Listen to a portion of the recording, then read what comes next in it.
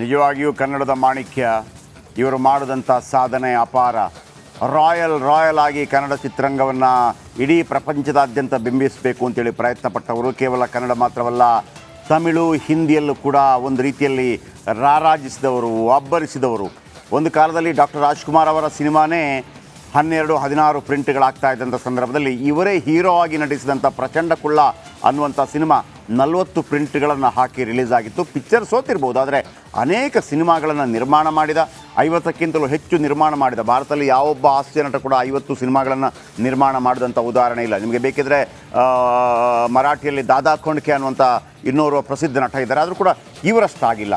15 ಸಿನಿಮಾಗಳನ್ನು ನಿರ್ದೇಶನ ಮಾಡಿದ್ದಾರೆ, 300ಕ್ಕೂ ಹೆಚ್ಚು ಸಿನಿಮಾಗಳಲ್ಲಿ ಅಭಿನಯಿಸಿದ್ದಾರೆ, ಹೊಸ ಸಾಹಸಗಳನ್ನು ಮಾಡಿದ್ದಾರೆ. ಕಿಶೋರ್ ಕುಮಾರ್, ಹಿಂದಿಯ ಕಿಶೋರ್ ಕುಮಾರ್ ಅವರನ್ನು ಕನ್ನಡಕ್ಕೆ ತಂದು ಆಡು ಆಟ ಆಡು ಹಾಡನ್ನು ಆಡಿಸಿದ್ದಾರೆ.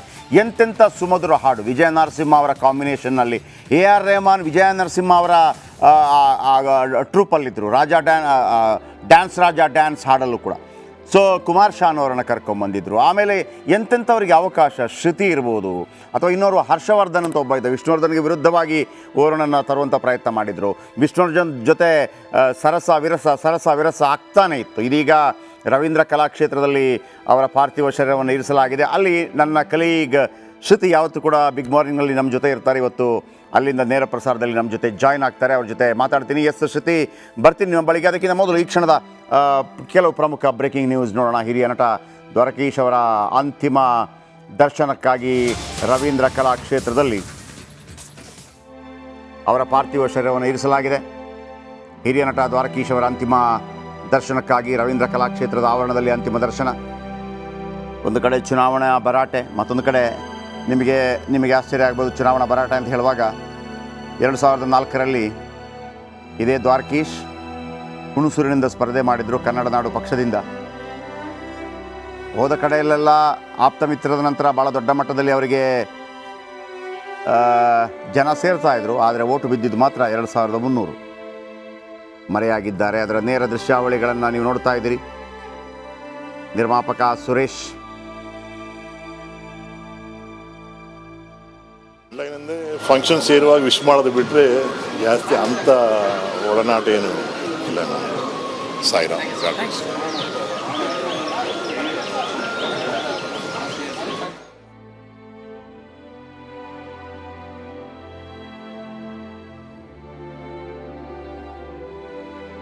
ಆ ದುಃಖನ ಬರ್ತಕ್ಕಂಥ ಶಕ್ತಿ ಕೊಡಲಿ ಅಂತ ಹೇಳ್ತಾ, ನಾನು ಕನ್ನಡ ದಿನೇಶ್ ರಾಜೇಂದ್ರ ಕನ್ನಡ ಸಂಘದಿಂದ ಚಿತ್ರನಟ ಕೂಡ ನಾನು ಒಂದು 25 ಚಿತ್ರದಲ್ಲಿ ಮಾಡಿಕೊಂಡಿದ್ದೀವಿ. ಅಂಥವ್ರು ಯಾವತ್ತೂ ನಮ್ಮ ಜೊತೆಯಲ್ಲಿದ್ದರೆ ಒಂದು ಮಾರ್ಗದರ್ಶನ ಆಗ್ತಾ ಇತ್ತು. ಆ ಲಾಸ್ ನಮಗೆ ಕಾಣ್ತಾ ಇದೆ. ಆದರೂ ಅವರು ಚಿತ್ರರಂಗದಲ್ಲಿ ಬಹಳ ಉತ್ಸಾಹದಿಂದ, ಸಾಹಸದಿಂದ ಜೀವಿಸಿದಂಥ ಒಬ್ಬ ವ್ಯಕ್ತಿ. ಎಲ್ಲ ಪಾತ್ರಗಳು ಮಾಡಿದ್ದಾರೆ. ನಿರ್ದೇಶಕರು ಆಗಿದ್ದಾರೆ, ನಿರ್ಮಾಪಕರು ಆಗಿದ್ದಾರೆ. ಅವರು ನಿರ್ಮಾಪಕರಾಗಿ ಸಾಹಸವಾದ ಕೆಲಸಗಳನ್ನ ಮಾಡಿ ಕನ್ನಡ ಚಿತ್ರರಂಗನ ಒಂದು ಉನ್ನತ ಮಟ್ಟಕ್ಕೆ ತಗೊಂಡೋದಂಥ ಒಬ್ಬ ವ್ಯಕ್ತಿ. ಅವ್ರು ಮಾಡತಕ್ಕಂಥ ಕೆಲಸಗಳನ್ನ ನಾವು ಉದಾಹರಣೆಯಾಗಿ ಇಟ್ಟುಕೊಂಡು, ಅವ್ರ ಕೆಲಸಗಳನ್ನ ಯಾವತ್ತೂ ನೆನಪಲ್ಲಿಟ್ಟುಕೊಂಡು ಸದಾ ಬದುಕಬೇಕು. ಅವರ ಆತ್ಮಕ್ಕೆ ಶಾಂತಿ ಸಿಗಲಿ ಅಂತ ಆ ದೇವರನ್ನು ಕೇಳ್ಕೊಳ್ತೀನಿ. ದೇವರಾಜ್ ಮಾತಾಡಿದ್ದಾರೆ. ಇವರಿಗೆ ಇಬ್ಬರು ಪತ್ನಿಯರು, ಅಂಬುಜಾ ಮತ್ತು ಶೈಲಜಾ. ಅಂಬುಜಾ ಇವರ ಫ್ಯಾಮಿಲಿ ಮೆಂಬರೇ. ಆನಂತರ ಶೈಲಜಾ ಅವರನ್ನು ವಿವಾಹವಾಗ್ತಾರೆ. ವಿಶೇಷ ಏನಪ್ಪ ಅಂತಂದರೆ, ನಿನ್ನೆ ಅಂಬುಜಾ ಅವರು ತೀರ್ಕೊಂಡು 1 ವರ್ಷ ಆಗಿತ್ತು. ಅಂಬುಜಾ ಅವರ ಜೊತೆ ಒಂದು ಅದ್ಭುತವಾದಂಥ ಒಡನಾಟ, ಹೆಂಡತಿ ಪತ್ನಿ. ಆದರೂ ಕೂಡ ಒಂದು ರೀತಿಯಲ್ಲಿ ಅವರೆಲ್ಲ ಕಡೆ ಅಂಬುಜಾ ಅಂಥೇಳಿ, ಯಾಕಂದರೆ ಕೆಲವರ ಹೆಸರುಗಳೇ ಗೊತ್ತಿರೋದಿಲ್ಲ, ಪತ್ನಿ ಹೆಸರುಗಳು ಗೊತ್ತೇ ಇರೋದಿಲ್ಲ, ಕರ್ಕೊಂಬರೋದಿಲ್ಲ. ಬಟ್ ಅವರು ಹಾಗಲ್ಲ, ಅಂಬುಜಾ ಅವರನ್ನ ಎಲ್ಲ ಕಡೆ ಕರ್ಕೊಂಬರ್ತಾಯಿದ್ರು. ನಂಬರ್ 1. ಎರಡನೇದು, ಆಪ್ತಮಿತ್ರ ಸಿನಿಮಾ ಮಾಡಿದ ನಂತರ, ಅಂದರೆ ಅತಿ ದೊಡ್ಡ ಸೂಪರ್ ಹಿಟ್ ಸಿನಿಮಾ 2004ರಲ್ಲಿ ಆಪ್ತಮಿತ್ರ. ನಿನ್ನೆ ದ್ವಾರಕೀಶ್ ವಿಧಿವಶರಾದರೆ, you believe it or not, ಇವತ್ತಿನ ದಿನ ಇದೆಯಲ್ಲ, ಸೌಂದರ್ಯ ಅವರು ತೀರ್ಕೊಂಡ ದಿನ. ಸೌಂದರ್ಯ ತೀರ್ಕೊಂಡು ಇವತ್ತಿಗೆ 20 ವರ್ಷ ಆಯಿತು. ನಿನ್ನೆ ದ್ವಾರಕೀಶ್. ನಿನ್ನೆಯ ಅದೇ ದಿನ 1 ವರ್ಷದ ಹಿಂದೆ ಅವರ ಪತ್ನಿ ಅಂಬುಜಾ ತೀರ್ಕೊಂಡಿದ್ದರು. ಜಸ್ಟ್ ಕೋಇನ್ಸಿಡೆನ್ಸ್ ಹೇಳ್ತಾ ಇದ್ದೀನಿ ಅಷ್ಟೇ. ಬಹಳ ಪಾಪರ್ ಆಗಿದ್ದಂಥ ಸಂದರ್ಭದಲ್ಲಿ 1993ಯಲ್ಲಿ ವಿಷ್ಣುವರ್ಧನ್ ಜೊತೆ ವಿರಸ ಆಗಿರುತ್ತೆ. ಆಗ ಮಲಯಾಳಂ ಸಿನಿಮಾ ಚಿತ್ರಂ ಅಂತೇಳಿ ಒಂದು ಮಲಯಾಳಂ ಸಿನಿಮಾ ಬಂದಿರುತ್ತೆ. ಮೋಹನ್ ಲಾಲ್ ನಟನೆ ಮಾಡಿರ್ತಾರೆ. ಚಿತ್ರಂ ಅಂತಂದರೆ ಕನ್ನಡದ ಚಿತ್ರಂ ಅಲ್ಲ, ಮೋಹನ್ ಲಾಲ್ ನಟನೆ ಮಾಡಿರುವಂಥ ಚಿತ್ರಂ 1993ಯಲ್ಲಿ ಆ ಸಿನಿಮಾವನ್ನು ರಿಮೇಕ್ ಮಾಡೋದು 93ಯಲ್ಲಿ. ಅದುವೇ ರಾಯರು ಬಂದರು ಮಾವನ ಮನೆಗೆ, ಸೂಪರ್ ಹಿಟ್. ಇದೇ 93ಯಲ್ಲಿ ಮಲಯಾಳಂ ಸಿನಿಮಾ ರಂಗದಲ್ಲಿ ಒಂದು ಚಿತ್ರ ರೆಡಿಯಾಗಿರುತ್ತೆ. ಅದರ ಹೆಸರು ಮಣಿಚಿತ್ರತ್ತಾಳ್. ಅದರ ಹೆಸರು ಮಣಿಚಿತ್ರತ್ತಾಳ್ 93ಯಲ್ಲಿ ರೆಡಿಯಾಗಿರುತ್ತೆ ಆ ಸಿನಿಮಾ. ಆ ಸಿನಿಮಾದಲ್ಲಿ ಅಭಿನಯಿಸಿದವರು once again Mohan Lal, Shobhana and ನಮ್ಮ ವಿನಯ ಪ್ರಸಾದ್, ಮತ್ತು ಈ ಬಾರಿ ಮೊನ್ನೆ ಗುರುವಾಯೂರಿಗೆ ಹೋದ್ರಲ್ಲ ನರೇಂದ್ರ ಮೋದಿಯವರು, ಸುರೇಶ್ ಗೋಪಿ ಎನ್ನುವ ನಟನ ಮಗಳ ಮದುವೆಗೆ ಅದೇ ನಟ ಸುರೇಶ್ ಗೋಪಿ ಕೂಡ ಅದರಲ್ಲಿ ಇದ್ದರು. ಅಂದರೆ ಕನ್ನಡದಲ್ಲಿ ಆಪ್ತಮಿತ್ರರಲ್ಲಿ ರಮೇಶ್ ಪಾತ್ರವನ್ನು ಸುರೇಶ್ ಗೋಪಿ ಮಾಡಿದರು. ಸುರೇಶ್ ಗೋಪಿ ಇದೀಗ ತ್ರಿಶೂರ್ MP ಕ್ಯಾಂಡಿಡೇಟ್ BJPಯಿಂದ. ಯಾಕೆ ಹೇಳಿದೆ ಅಂತಂದರೆ 93ಯಲ್ಲಿ ರಾಯರು ಬಂದರು ಮಾವನ ಮನೆಗೆ ಸಿನಿಮಾವನ್ನು ದ್ವಾರಕೀಶ್ ಮಾಡ್ತಾ ಇರುವಾಗ 93ಯಲ್ಲಿ ಮಲಯಾಳಂ ಚಿತ್ರರಂಗದಲ್ಲಿ ಮಣಿಚಿತ್ರತ್ತಾಳ್ ಎನ್ನುವಂಥ ಸಿನಿಮಾ ಸೂಪರ್ ಹಿಟ್ ಆಗಿರುತ್ತೆ. ಅದನ್ನು 2004ರಲ್ಲಿ ಆಪ್ತಮಿತ್ರ ಅಂತೇಳಿ ಕನ್ನಡದಲ್ಲಿ ಮಾಡ್ತಾರೆ ಇದೇ ದ್ವಾರಕೀಶ್. ಆಗ ದ್ವಾರಕೀಶ್ ಮತ್ತು ವಿಷ್ಣುವರ್ಧನ್ ನಡುವೆ ಸಂಬಂಧ ಚೆನ್ನಾಗಿರೋದಿಲ್ಲ. ಆದರೆ ಈ ಸಿನಿಮಾಗಾಗಿ once again Dwarakish and Vishnuvardhan ಮತ್ತೆ ಒಂದಾಗ್ತಾರೆ. ಅದು ಸೂಪರ್ ಹಿಟ್ ಆಗುತ್ತೆ. ಆಪ್ತಮಿತ್ರ ಸಿನಿಮಾ ಆನಂತರ ಬೇರೆ ಬೇರೆ ಭಾಷೆಗಳಲ್ಲಿ ಬರುತ್ತೆ. ತಮಿಳಿನಲ್ಲಿ ರಜನಿಕಾಂತ್ ಮಾಡ್ತಾರೆ ಚಂದ್ರಮುಖಿ ಅಂಥೇಳಿ, ಆಮೇಲೆ ಹಿಂದಿಯಲ್ಲಿ ಬೂಲ್ ಬುಲಯ್ಯ ಅಂಥೇಳಿ ಅಕ್ಷಯ್ ಕುಮಾರ್ ಮಾಡ್ತಾರೆ. ಎನಿವೆ, ಇಬ್ಬರು ಪತ್ನಿಯರು, ಇಬ್ಬರು ಗಂಡು ಮಕ್ಕಳು, ಆಮೇಲೆ ಹೆಣ್ಮಕ್ಕಳು, ಒಟ್ಟು 5 ಮಕ್ಕಳು. ಗಿರಿ ಮತ್ತು ಯೋಗಿ ಮಕ್ಕಳಿಗಾಗಿ ಒಂದು ಸಿನಿಮಾ ಮಾಡ್ತಾರೆ ಮಜ್ನು ಅಂತೇಳಿ, ಬಟ್ ಅದು ಕ್ಲಿಕ್ ಆಗಲ್ಲ. ನಿನ್ನೆಯಿಂದ ಹೇಳ್ತಾ ಇದ್ದೆ ಒಂದು ಮಾತನ್ನು. 1978ರಲ್ಲಿ ಸಿಂಗಾಪುರ್ನಲ್ಲಿ ರಾಜಾ ಕುಳ್ಳ ಅಂತೇಳಿ ಒಂದು ಸಿನಿಮಾ ಮಾಡ್ತಾರೆ.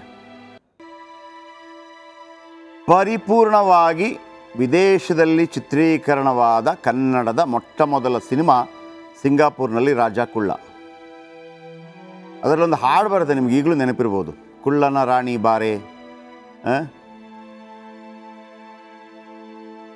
ಜಾಪಾನ್ ಕೂಡ ಸುತ್ತು, ಅದೇ ಹಾಡು.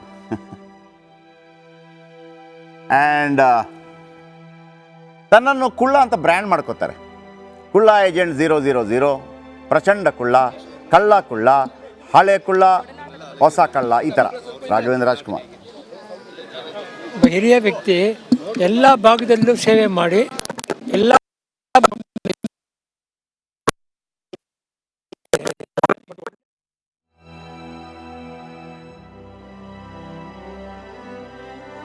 ಹೇಳ್ಕೊಟ್ಟಿದ್ದಾರೆ.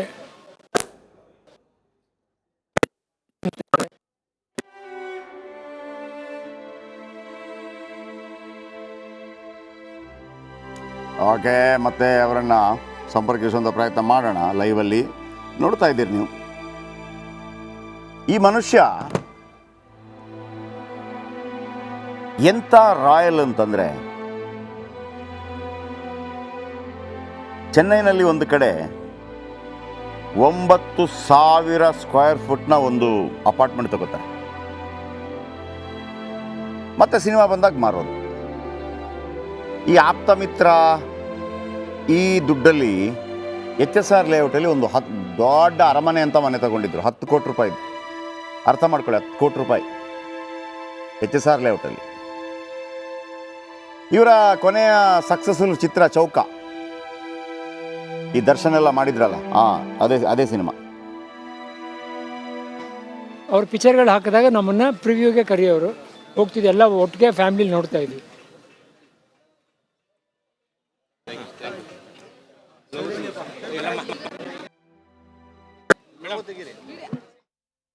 ತುಂಬ ಸಾಮಾನ್ಯವಾಗಿರೋರು, ತುಂಬ ಯಾರು ಬೇಕಾದರೂ ಅವ್ರ ಜೊತೆ ಹೋಗಿ ಹತ್ತಿರದಿಂದ ಮಾತಾಡ್ಬೋದು, ತುಂಬ ಡೌನ್ ಟು ಅರ್ತ್ ಅಂತ ಹೇಳ್ಬೋದು ಅವರು.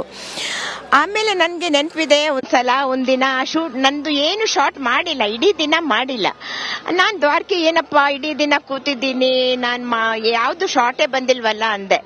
ಆವಾಗ ಅವರು ಹೇಳಿದ್ರು, ಏನು ಮರಿ ಅಂತ ಹೇಳೋರು ನನಗೆ. ಆಗ ನಿನಗೆ ಪೇಮೆಂಟ್ ಕೊಡ್ತಾರಲ್ವಾ, ನಿನ್ನ ಕೆಲಸ ನಿನ್ನ ಕಾಯೋದೇ ನಿನ್ನ ಕೆಲಸ, ಶೂಟಿಂಗ್ ಬಂದರೆ ಕಾಯೋದೇ ನಿನ್ನ ಕೆಲಸ, ನಿನಗೆ ದುಡ್ಡು ಸಿಕ್ಕುತ್ತಲ್ವಾ ಕಾಯಿ, ಅವ್ರು ಕರೆಯೋವಾಗ ಡೈರೆಕ್ಟರ್ ಕರೆಯೋವಾಗ ಹೋಗು ಮಾಡು ಅಷ್ಟೇ, ಹ್ಯಾಪಿಯಾಗಿ ಕಾಯಿ ಅಂತ. ಅದು ನನಗೆ ಮರೆಯೋಕೆ ಆಗಲ್ಲ.